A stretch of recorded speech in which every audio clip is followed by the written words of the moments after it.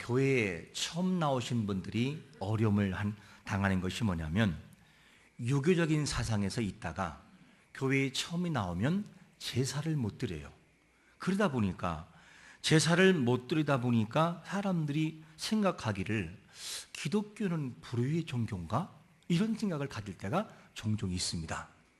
그런데 하나님이 제10계명 중에서 제5계명에서 뭐라 하겠느냐? 내 부모를 공경하라. 내 부모를 공경하라고 그랬어요. 오직하면 구약에서 부모를 무시하면 돌로 쳐 죽여라 하는 법까지 생겼었어요. 왜? 부모를 공경하라고. 그러니까 기독교는 사실은 부모를 굉장히 공경하고 효도의 종교인데, 모르는 사람들이 그를 오해하게 됩니다. 그러면 분명히 하나님은 부모를 존경하고 사랑하라고 했는데, 그러면 왜 돌아가신 다음에, 즉 살아계실 때 잘해주지 못해서 너무나 후회가 돼서 돌아가신 다음에라도 효도하면 좋겠다라고 하는 사죄의 마음을 가지고 제사를 드린다고 하는데, 왜 하나님이 이걸 막는 것이냐? 이렇게 질문할 수 있겠지요. 그러면 하나님께서 왜 제사를 막느냐?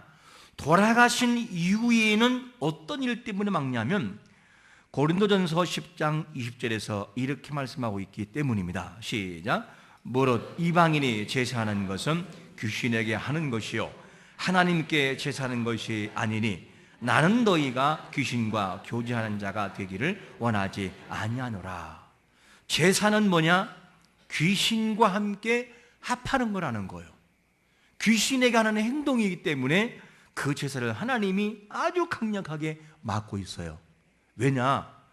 하나님의 자녀는 하나님과 하나가 돼야지 귀신과 하나 되는 것은 원치 않다는 거예요. 이거를 우리에게 말씀해 주고 있습니다.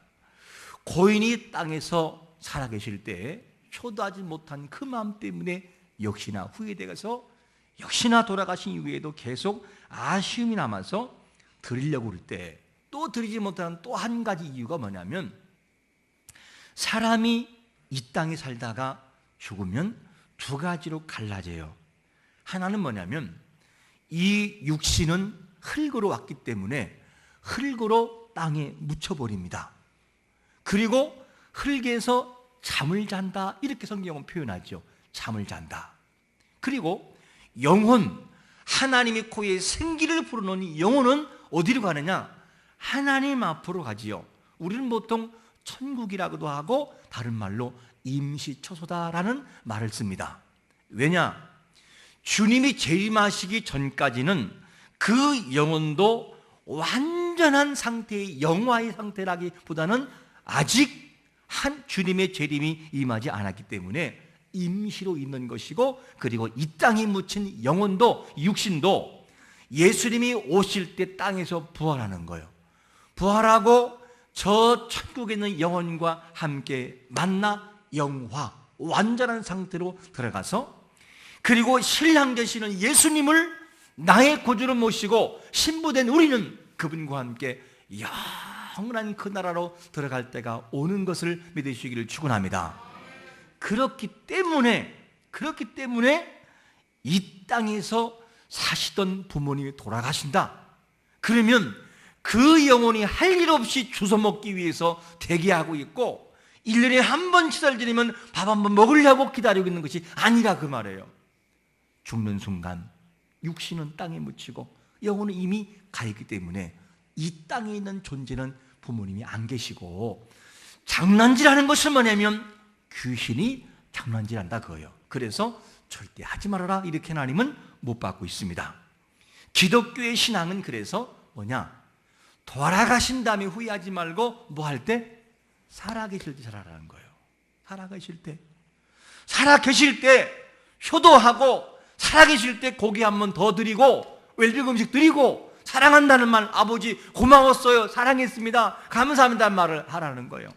부부간에도 살아있을 때, 서로 숨쉬고 있을 때 고마웠어요 여보, 참 고마워, 감사해 라는 말을 하라는 거지요. 그것이 바로 기독교의 진정한 정신인 것입니다. 근데 많은 사람들이 뭐냐? 살아있을 때는 바쁘다는 핑계로 하지 못하고 꼭 돌아가시면 그제서 그럴 줄 몰랐어요 라고 후회하는 경우가 뭐냐? 보통 사람들의 모습인 것이죠. 그래서 교회 안에서는 제사를 드리지 못하고 뭐를 하느냐?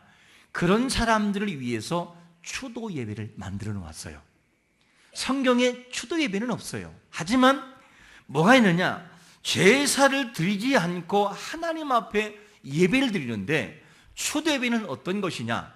돌아가신 고인을 위해서 경배하는 그런 예식이 아니라 돌아가신 분을 생각하면서 남아있는 유족들이 더 나은 신앙생활을 하기 위해서 결단하고 다짐하고 신앙의 모습을 가지고 나아가는 것이 추도예배인 것이죠. 그것이 추도예배인 거예요. 그러니까 남아있는 모든 사람들이 하나님 앞에 바로 서자. 인생을 허무한 것이다. 봐라, 죽지 않느냐. 그거를 가르치고 있는 것이죠. 우리는 부활주의를 두고 이전에 뭐 하느냐? 사순절이라는 이 절기를 보통 드리고 있어요. 어떤 교회는 사순절을 드리는 교회도 있고 드리지 않는 교회도 있지요. 그러면 이 사순절이 뭐냐? 사순절은 부활주일 이전에 주일을 제외한 이 나머지 이전에 따져서 40일간 약 40일간 십자가의 고난을 기억하고 예수님께 받으신 그 고난과 시험을 기억하면서 뭘 하느냐? 회개와 기도와 절제와 그리고 금식과 경건을 통해 주님 앞에 나아가자. 그것이 뭐냐? 사순절 기간에 우리가 보통 하게 되는 내용이 되는 것입니다. 이렇게 돼서 역시 추도 예배가 성경에는 없듯이 사순절도 성경에는 없어요. 하지만 중요한 것은 뭐냐면 사순절이라고 하는 이때에 초대교회 성도들은 꼭 마음을 다하여 부활을 준비하고 이 기간 동안에 주님의 고난에 함께 동참하는 마음을 가지고 이 절기를 지키는 것이 뭐냐? 보통 사순절이라 이렇게 말하는 거죠. 로마 카톨릭에서는 그리고 영국교에서는 사순절을 대제절이라고 말을 합니다. 이 절기는 보통 3세기 초까지는 절기 기간이 정해지지 않았었어요. 보통 이틀이나 사흘 정도 이렇게 지켜오다가 AD 325년경에 이제 니케아 공의회 때 40일 기간을 정해놓고 그거를 사순절에 이렇게 정해놓았습니다. 그리고 어떤 분들은 사순절을 지켜야 되느냐? 라는 분도 있어요. 그러나 중요한 것은 제사를 드리지 않고 추도 예배를 통해 아버지 앞에 영광 돌리고 돌아가신 분을 기억하면서 남은 유족들이 신앙의 힘권을 유익을 갖듯이 사순절 기간도 부활을 우리가 준비하면서 돌아가신 예수 그리스도 십자가의 고난을 기억하면서 그날을 회상하고 주님을 기억하면서 우리가 경건과 절제 시간을 갖는 것은 신앙의 큰 유익이 되는 것을 믿으시기를 축원합니다. 그래서 보통 우리는 사순절 기간에 이렇게 이 절기를 지키고 있는 것이죠. 그러면 보통 사순절 기간에는 자기를 돌아봅니다. 그리고 회개하고 절제하고. 그래서 오늘 특별히 주제가 돌아봄이라고 하는 이 주제를 기억하면서 오늘 본문에 누가 등장하느냐? 다윗이라고 하는 이 사람이 등장하는데 큰 고난 중에 있어요. 이 고난 중에 있을 때 다윗이 간절한 기도를 통하여 그 기도 속에서 무엇이 담겨져 있느냐? 하나님이 어떤 분이냐? 그리고 그 하나님 앞에 선 인간들은 어떤 모습을 하고 있느냐? 그러므로 그 인간이 하나님 앞에 나갈 때 어떻게 나가야만 되느냐라고 하는 신앙의 삶을 우리에게 보여주고 있는데, 자, 먼저 다윗이라고 하는 이 사람이 신앙에 엄청난 고난을 당하고 있어요. 삶에 너무너무 어려운데 그 처지를 성경은 시편 143편 3절과 4절은 이렇게 증언합니다. 시작. 원수가 내 영혼을 핍박하며 내 생명을 땅에 엎어서 나로 죽은 지 오른 자같이 나를 흑암 속에 두었나이다. 그러므로 내 심령의 속에서 상하며 내 마음이 내 속에서 참담하니이다. 다윗이 어떤 고백을 하고 있냐면 원수가 자기를 죽이려고 쫓아오고 애매한 고난을 당하는데 뭐라고 하느냐? 쉬운 편으로 하면 원수가 자기를 땅바닥에 이겨서 그냥 던져버렸다는 거예요. 그러니까 자기는 완전히 죽은 사람같이 이미 돼버렸다는 거죠. 이것이 누구냐? 다윗의 처지였습니다. 여러분, 인생의 고난 속에서 진이김을 당할 때, 버림을 당할 때 포기하지 말고 우리를 사랑하시는 하나님 앞에 간구하는 자가 되시기를 축원합니다. 이런 모습을 가지고 까닭없이 고통당하고 있는 이 다윗의 모습을 보여주죠. 까닭없이 고통당하는 것은 다윗만이 아니었죠. 우리 예수님은 우리의 죄를 지시기 위해서 십자가상에서 죄가 없지만 죄 있는 사람의 모습으로 십자가를 지시고 돌아가 죽으셨어요. 이유는 뭐냐면 죄인된 인생들을 살리시기 위해서는 그 길밖에 없었어요. 예수님이 십자가상에 돌아가지 않으면 죄의 모든 구속을 이룰 수 없으니까 예수님은 그 모든 고통을 까닭없이 죄는 없으나 십자가를 지시는 그분의 모습이었습니다. 그래서 우리는 예수님이 십자가에서 고통당하심으로 영원한 불행에서 영원한 행복으로 바뀐 것을 믿으시기를 축원합니다. 그게 우리의 신분이라는 거예요. 이 사실 우리에게 소개하고 있습니다. 그러면 본문의 애매한 고난받는 다윗은 고난 중에 어떠한 기도를 드리고 있냐면 이런 기도를 드리고 있어요. 오늘 본문 1절 말씀 읽어보겠습니다. 시작. 여호와여 내 기도를 들으시며 내 간구에 귀를 기울이시고 주의 진실과 의로 내게 응답하소서. 다윗은 지금 간절하게 모든 것을 들으시는 하나님 앞에 간절히 기도하는데 기도 속에서 뭐가 있느냐? 내 간구의 귀를 기울여달라 이렇게 말해. 기울이다. 자, 그러면 고난 중에 있는 사람이 하나님 앞에 간절히 기도하고 간구하면 들으실까요? 안 들으실까요? 들으신다는 거예요. 듣는데 어떻게 듣느냐? 시편 18편 6절에서는 이렇게 소개합니다. 시작. 내가 환난 중에서 여호와께 아뢰며 나의 하나님께 부르짖었더니 그가 그의 성전에서 내 소리를 들으시며 그의 앞에서 나의 부르짖음이 그 귀에 들린 줄 믿습니다.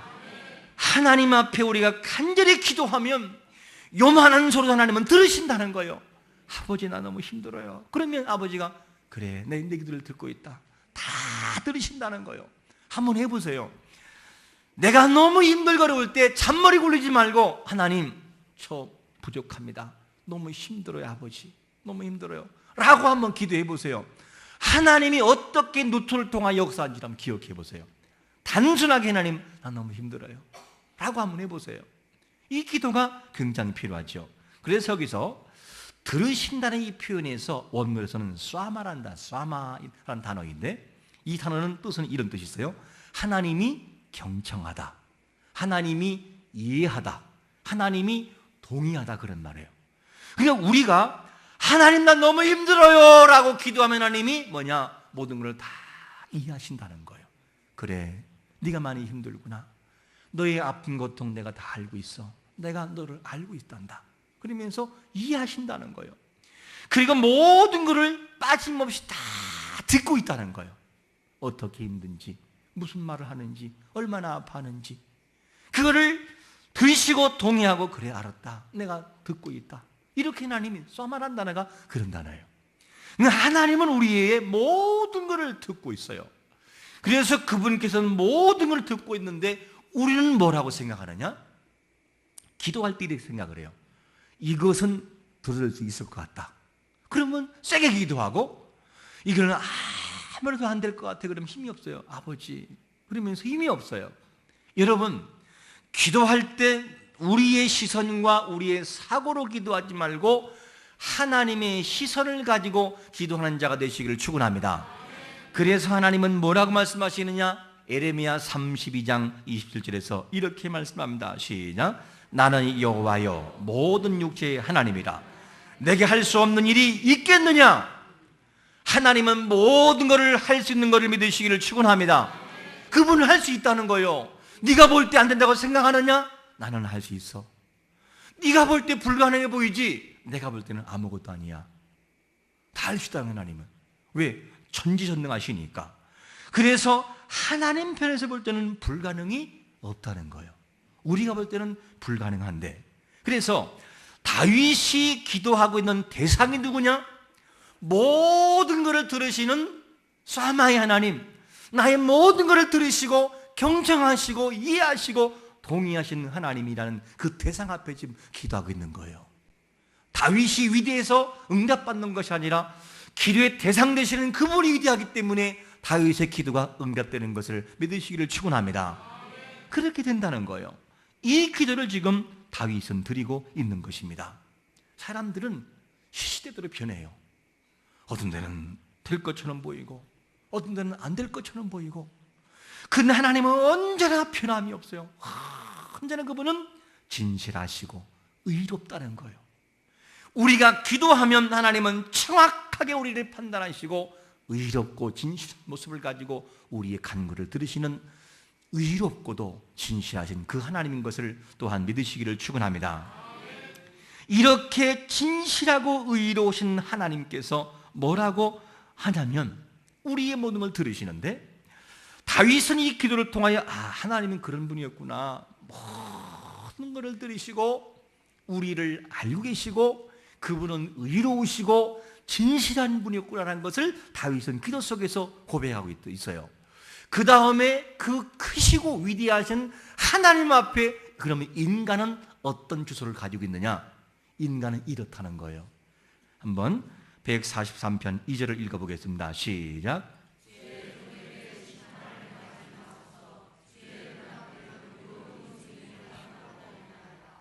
모든 것을 할 수 있는 하나님은 위대하시지만 그 앞에서는 인간의 모습은 의로운 자가 단 한 명도 있다 없다? 없다는 거예요. 그래서 인생들은 부족한 수밖에 없어요. 여러분, 인생의 가장 아름다울 때가 언제인지 아십니까? 부족한 것은 사실이지만 부족을 내 입으로 진실로 고백할 때, 하나님, 저 부족합니다. 당신의 위대한 능력이 아니면 우리는 설 수 없습니다. 그러면서 그분 앞에 눈물을 흘릴 때, 나를 고백되어질 때, 가장 낮은 모습에서 가장 높으신 그분을 바라볼 때, 이게 최고의 아름다운 인생이에요. 그러므로 우리가 얼마나 잘났느냐의 문제가 아니라 부족한 인생을 얼마나 정직하고 진솔하게 하나님께 고백하느냐, 이것은 더 위대한 거예요. 자녀가 잘못했을 때 아무리 잘못해서도 진실로 뉘우치면서 흐르는 눈물 앞에 어떻게 그 매를 들 수 있겠어요? 아니, 어떤 부모가 할멈없이 흐르는 서글픈 눈물과 잘못을 통해하는 그 아들이 찾아와가지고 아버지 어머니 잘못했습니다, 제가 죽을 죄를 졌다고, 그때 종아리거든. 그런 부모, 그런 매정한 부모가 있을까요? 혼냈게도 그때 혼냈겠죠. 그렇다고 한다면 여러분, 하나님이 어떤 분이냐는 거, 하나님께서는 그런 분이신데 우리 인생들은 그분 앞에 사실은 아무런 존재도 아니에요. 너무나 부족한 존재입니다. 그렇기 때문에 우리는 부족하기 때문에 부족한 것을 입으로 시인하고 주 앞에 나가야 되는 것이죠. 이것이 얼마나 위대한지 몰라요. 여러분, 부족한 인생이기 때문에 그 부족을 위해서 하나님 앞에 몸부림치는 자가 되시기를 축원합니다. 하나님은 그거를 기뻐한다는 거예요. 참 기뻐하셔요. 저는 대신방 때마다 꼭 저를 올리는 집사님이 한 분이 계셔요. 이분은 뭐 그렇게 잘난 것은 아니지만 너무너무 부족해요. 도움이 필요한 사람이에요. 도움을 줘야 되고, 그래서 늘 도움을 줘야 되는데 그 사람의 입술 속에는 뭐가 있느냐? 다 감사해요. 하나님께 감사해요. 하나님께 감사해요. 그러면서 감사를 고백합니다. 감사할 것이 없을 것처럼 보여지는데 입술은 항상 감사해요. 그러면서 아낌없이 감사를 내놓습니다. 그런데 사실 우리들이 신방하다 보면 그분보다 훨씬 나은 환경이고 훨씬 나은 환경인데 우리는 감사할 수 없는데 그분은 감사해요.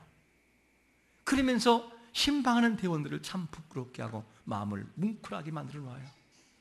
그리고 그 모든 내용을 보면 신방 대원들을 대하는 태도가 하나님을 대하듯이 대해요. 때로는 주의종에 대해서 배려가, 그런 배려를 가지고 너무 사모해요. 너무너무 사모해요. 목사님이 기도하면 낫는다는 거예요. 너무너무 사모해서 하나님 앞에 너무 죄송해요. 왜? 저는 신이 아니니까. 어떤 데는 하나님 앞에 간절히 기도하면 병이 낫기도 하지만 어떤 데는 안 날 수도 있잖아요. 전능하신 그분은 조절이나 가능하지만 부족한 자는 그게 안 되잖아요. 그래서 간절한 마음을 가지고 기도하다 보면 어느새 눈물이 나와요. 너무 죄송하고 고마워서. 그러다 보면 그 마음이 치유받기도 하고. 여러분, 하나님 앞에 진정한 모시는 인생이 누구입니까? 자기 부족을 알고 그분 앞에 낮은 모습으로 나아갈 때 하나님은 그 자리에서 높여주시는 것을 믿으시기를 축원합니다. 그래서 인생에 정말 부족한 인생이 구할 것은 뭐냐면 하나님, 나 부족합니다. 이거를 고백할 줄 아는 입술인 것이죠. 그래서 시편 147편 6절에서는 이렇게 말씀하고 있습니다. 시작. 여호와께서 겸손 자들을 붙드시고 악인들은 땅에서 엎드러 뜨르시는도다. 여러분, 겸손하시기를 축원합니다. 우리의 가진 거 커 보이죠? 아무것도 아니에요. 우리의 물질, 우리의 건강, 우리의 재능 커 보이죠? 하나님 앞에서는 아무것도 아니에요. 아무것도 아니라니까요. 다 겸손하고 주신 거 감사하고 나를 살리신 거 감사하고 숨 쉬는 거 감사할 때 하나님은 그 사람은 더 귀하게 쓰이는 것을 여러분 믿으시기를 축원합니다. 원수에게 억울한 누명을 쓰고 참남했던 이 다윗은 문제를 풀어가는데 어떻게 문제를 풀어갑니까? 시편 143편 5절은 이렇게 풀어갑니다. 시작. 내가 옛날을 기억하고 주의 모든 행하신 것을 읊조리며 주의 손이 행하시는 일을 생각하고. 다윗은 이 고난 중에서 누굴 기억하느냐? 하나님을 기억하는데 어떻게? 내가 옛날을 기억하면서 행하신 모든 일을 쫙 연기해 본다는 거예요. 어떤 일을 행하셨는가? 어떤 분이신지. 그리고 모든 걸 정리하면서 낮은 목소리로 읊조린다. 무슨 말이냐? 시를 읊은다 그 말이에요. 하나님 이런 분입니다. 찬합니다. 찬양합니다. 감사합니다 하면서 읊조린다. 그러니까 하나님은 어떤 분이냐? 크신 분인데 다윗은 그 크신 하나님을 생각과 과거를 들어보면서 쫙 연결해서 더듬으면서 그분을 정돈하고 있어요. 이렇게 문제를 풀어가고 있는 것을 보게 됩니다. 여러분, 저는 이런 질문을 하고 싶어요. 하나님은 여러분들에게 어떻게 다가오셨습니까? 옛날 그 옛날 여러분들이 태중에 있을 때, 어머니의 태중에 있을 때 하나님은 그때도 보호하시는데 정말로 생각할 것이 뭐냐면 어머니가 소중한 분이었고 어머니가 위대하기 때문에 어머니를 하나님이 보호하시기도 하지만 그 어머니 태중에 있는 여러분이 더 소중하기 때문에 어머니를 보호한 사실도 믿으시기를 축원합니다. 하나님은 그런 분이에요. 그러니까 그 한 영혼이 여러분들이 얼마나 소중하면 그 어머니를 1년 동안 보호하잖아요. 위험한 요소가 그렇게 많이 있음에도 불구하고 보호하셨잖아요. 그리고 다시 그 아이가 응애하고 태어나는 순간 다음에 또 길을 인도하시고 모세가 물에서 건진받아 안전하게 그가 자라듯이 하나님은 그렇게 우리를 만들었다는 거지요. 그러니까 하나님의 모든 도우심이 인생에게 적용되고 있기 때문에 부족한 인생은 하나님의 말씀대로 커가고 성장하는 것을 믿으시기를 축원합니다. 그러니까 이 다윗은 그 옛날에 함께한 하나님을 찬양하지 않을 수 없었던 것이죠. 그래서 시편 136편 1절 이하에서 성도들과 함께 하나님을 찬양하는 시가 나와요. 같이 찬양하는 거죠. 그래서 우리도 함께 이 찬양을 함께 해볼 텐데 앞에 있는 제가 여호와께 감사라 그는 선하시며, 그럼 여러분들은 간절한 마음 가지고 그 인자심이 영원하미로다 라는 고백을 한번 해보겠습니다. 1절부터 좀 길지만 같이 한번 제가 선창하고 여러분들 후창합니다. 여호와께 감사라 그는 선하시며 신들 중에 뛰어나신 하나님께 감사하라. 주들 중에 뛰어난 주께 감사하라. 홀로 큰 기이한 일들을 행하신 이에게 감사하라. 지혜로 하늘을 지으신 이에게 감사하라. 땅을 물 위에 펴신 이에게 감사하라. 큰 빛들을 지으신 이에게 감사하라. 강한 손과 펴신 팔로 인도하여 내신 이에게 감사하라. 할렐루야. 큰 하나님을 찬양하고 있어요. 하늘이 찬양하죠. 여러분, 인생들이 정말로 감사의 조건을 찾으면 찬양하지 않을 수 없어요. 그거를 고백하고 있다는 말이죠. 그러니까 하나님을 향해 시인이 고백하고 있듯이 우리 또한 고백하는 것이 뭐냐면, 다윗이 고난 중에 하나님을 향해서 고백했다면 우리 또한 우리를 위해 돌아가신 예수 그리스도, 십자가에 돌아가신 이 예수 그리스도를 찬양하며 그분 앞에 고백하는 삶을 살아가시기를 축원합니다. 그게 사순절 기간에 우리가 함께 해야 할 모습이죠. 그래서 예수님도 정말로 고통 중에 있을 때 아버지를 찾아요. 십자가의 고난을 앞두고 찾아가서 한 말이 뭐냐면, 누가복음 22장 42절에 보니까 이르시되 아버지여, 만일 아버지 뜻이거든 이 잔을 내게서 옮기시옵소서. 그러나 내 원대로 하지 마시고 아버지 원대로 되기를 바란다 그러면서 하늘이 아버지를 찾아요. 그런데 이 애절한 기도의 소리가 얼마나 애절하면 누가복음 22장 44절에서는 이렇게 애절하다고 표현하고 있어요. 시작. 예수께서 심속에서 더욱 간절히 기도하시니 땀이 땅에 떨어지는 핏방울 같이 되더라. 얼마나 간절하게 기도하면. 이것이 누구냐? 예수 그리스도께서 아버지 하나님을 찾았던 그런 모습이었습니다. 여러분, 우리가 사순절을 보내면서 옛날에 우리와 함께했던 예수 그리스도, 나를 위해 죽으시고 고통당하시고 나를 모든 죄에서 해방하신 주님을 기억하면서 한 주를 보내시기를 축원합니다.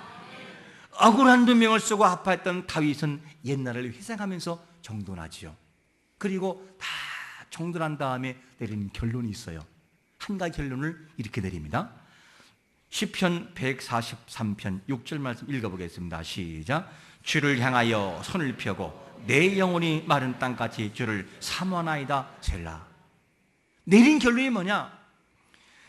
나의 모든 삶 속에서 내 문제를 해결할 자는 오직 하나님 당신밖에 없습니다. 그러면서 나의 영혼이 하나님을 향합니다. 그리고 손을 펴서 그분을 높이고 있어요. 여러분, 우리의 인생의 모든 문제 하나님이 해결하는 걸 믿으시기를 축원합니다. 그분 앞에 손을 펴는 다윗의 순수함을 볼 수가 있지요. 그러므로 하나님은 우리의 문제를 해결하시는데 어떻게 해결하시느냐? 바로 예레미야 33장 2절에 보니까 이렇게 행하신다는 거예요. 시작. 이를 행하시는 여호와, 그것을 만들며 성취하시는 여호와, 그 이름을 여호와라니가 이같이. 우리 하나님은 마른 땅 같은 인생들이 정말로 부족하지만 그 인생들이 진정으로 살 길이 뭐냐? 그 하나님을 갈망하라는 거예요. 부족한 인생, 아무리 보아도 희망이 없는 인생이 그 하나님을 향해서 갈망할 때 그분은 이를 행하시고 성취하겠다는 거예요.